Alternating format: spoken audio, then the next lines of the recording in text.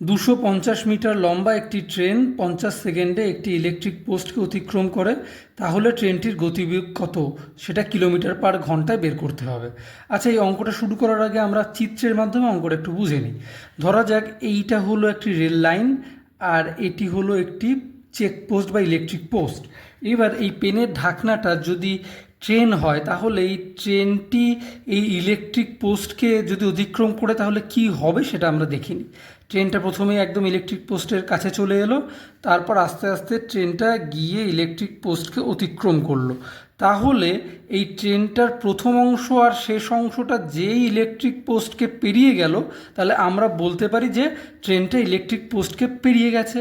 অর্থাৎ এই ইলেকট্রিক পোস্টকে পেরোনোর অর্থ হচ্ছে ট্রেনটা নিজের দৈর্ঘ্যকে অতিক্রম করা। তার মানে এই 50 সেকেন্ডে ট্রেনটা ইলেকট্রিক পোস্টকে অতিক্রম করেছে, তার মানে হলো 50 সেকেন্ডে ট্রেনটা নিজের দৈর্ঘ্য অর্থাৎ 250 মিটার দৈর্ঘ্য অতিক্রম করেছে। সেটাই লিখে ফেলি। উত্তর: ট্রেনটি 50 সেকেন্ডে একটি ইলেকট্রিক পোস্ট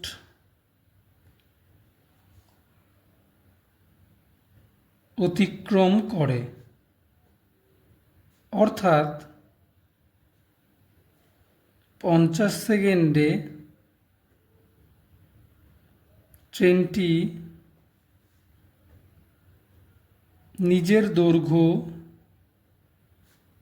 বা 250 মিটার দূরত্ব অতিক্রম করে। হয়ে গেল। এইবারে ব্যাপারটা হচ্ছে, আমরা জানি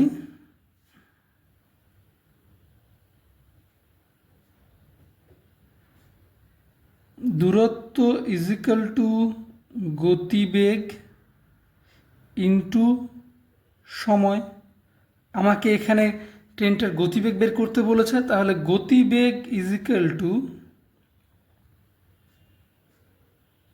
দূরত্ব বাই সময়।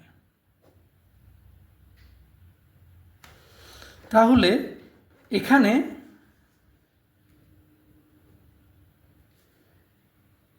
দূরত্ব equal to 50 metre,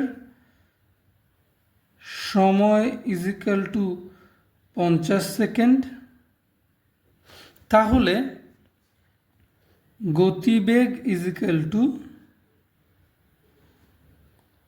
250 by 50 metre per second. তাহলে কেটে গিয়ে 5 মিটার পার সেকেন্ড।